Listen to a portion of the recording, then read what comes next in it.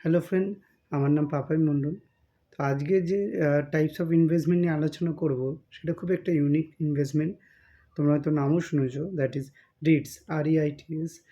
এর full form হচ্ছে real estate investment trust.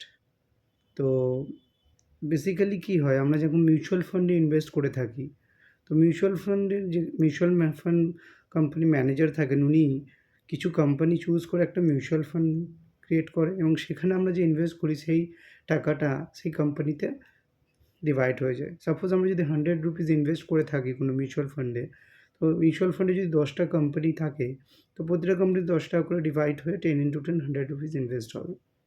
তাহলে কী হবে, আমাদের এখানে যে মিনিমাম টাকা, তো আমরা একটা ডাইভার্সিফিকেশান পাবো।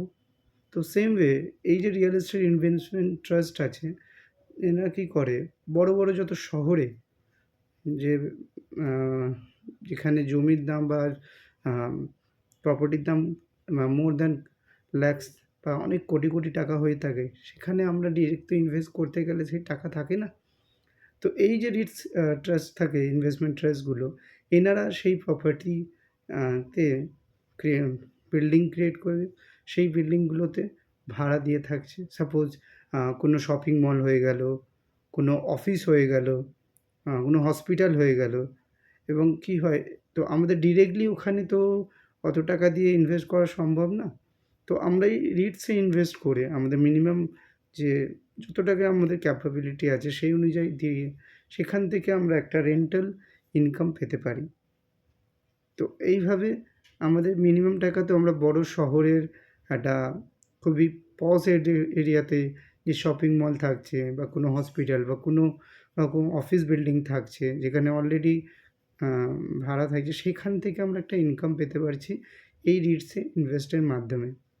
যে কোনো বড় শহরে এই কোম্পানিগুলো নিজেদের বিল্ডিং বানিয়ে সেটা রেন্ট দিয়ে থাকছে, ফলে একটা রেন্টাল ইনকাম আমরা থ্রু দিস ইনভেস্টমেন্ট খুব সহজেই পেতে পারবো।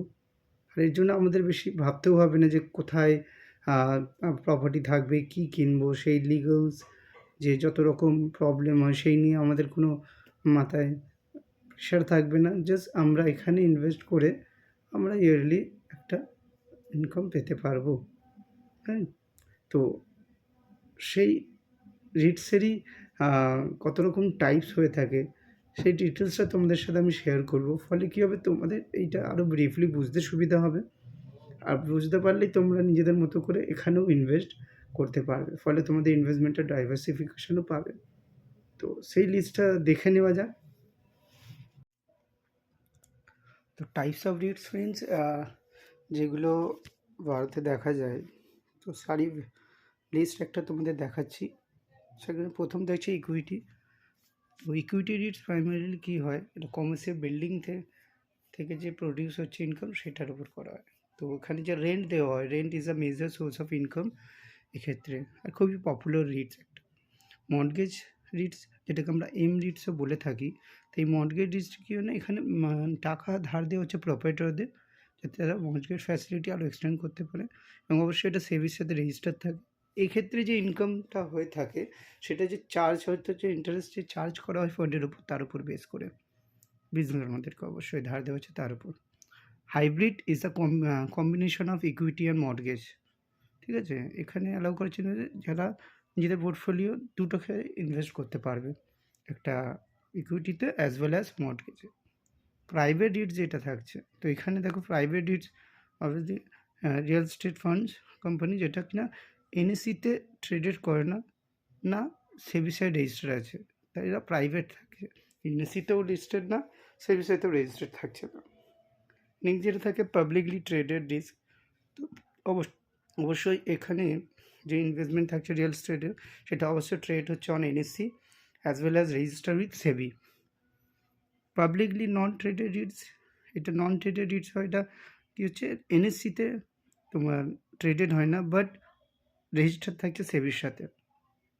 তো এই যে ফরম্যাট, এইটাই বেসিক্যালি টাইপস অফ রিটস যে ইন্ডিয়াতে আছে, সেগুলো ডিটেলস এখানে তোমাদের আমি শেয়ার করলাম।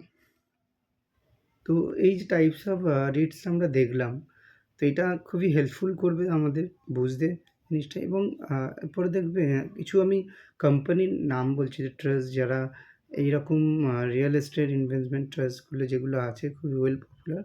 আমি কোনো প্রমোট করছি না, বাট তোমাদের সুবিধার্থে তোমরা বিফোর ইনভেস্টিং অবভিয়াসলি তোমরা একটু কোম্পানির রিসার্চ করে নিও, কোম্পানির সমস্ত বুক ভ্যালু সব কিছু দেখেই ইনভেস্ট করো। তো সেই লিস্টটা আমি তোমাদের দেখিয়ে দিচ্ছি, তাহলে সুবিধা হবে। এই কোম্পানিগুলো থেকে তোমরা যেটা বেস্ট মনে হবে সেখানে তোমরা ইনভেস্ট করতে পারবে। তো লিস্টটা দেখে নেবে যাও। তো ফ্রেন্ড, যে লিস্টটা দেখছি এটা কিছু রিয়েল এস্টেট ইনভেস্টমেন্ট ট্রাস্টের নাম আমি তোমাদের দেখাচ্ছি। ফার্স্ট যেটা দেখছি embassy office parks Ritz. It is India's first publicly listed Ritz that's focus on office parks and buildings in major cities. বড় বড় শহরে যে অফিস পার্ক থাকছে, বিল্ডিং থাকছে, সেখানে এরা ফোকাস করে। Next, Mindspace Business Parks REITs. This owns and operates office parks and business building in biggest cities like Hyderabad, Mumbai, Pune. এখানে নেক্সট হচ্ছে Brookfield India Real Estate Trust, যেটা 100% institutional manage REITs, যারা focus করে large campus style office পার্কে। Then Nexus Select Trust, India's first publicly listed REITs, focus on real properties such as shopping malls এইসবে থাকছে। Knowledge Realty Trust, এটা আরেকটা major play করছে Indian REITs মার্কেটে। তো ফ্রেন্ড, আজকের যে টপিকটা আলোচনা করলাম আমরা রিটস, খুবই পপুলার একটা টপিক। তো বেসিক্যালি তোমাদের মধ্যে যারা প্রপার্টিতে ইনভেস্টমেন্ট করতে চাও কিন্তু সেরকম লামসাম অ্যামাউন্ট না থাকার জন্য করতে পারো না, তারা এই ইনভেস্টমেন্ট ট্রাস্টের মাধ্যমে মিনিমাম টাকা থেকেও বড় বড় শহরের যে শপিং মল, মাল্টিপ্লেক্স বা যে অফিস লোকেশনগুলো প্রপার্টি থাকছে সেখানে ইনভেস্ট করতে পারো এবং সেখান থেকে একটা রেগুলার ইনকাম জেনারেট করতে পারো। ফলে এটাও তোমাদের একটা ইনকামের সোর্স হবে। তো এরকম আরও নতুন নতুন ইনফরমেশান পেতে ইনভেস্টমেন্টের বিষয়ে চ্যানেলটাকে সাবস্ক্রাইব করো, ফলো করো। টিল দ্য টাইম, ভালো থেকো।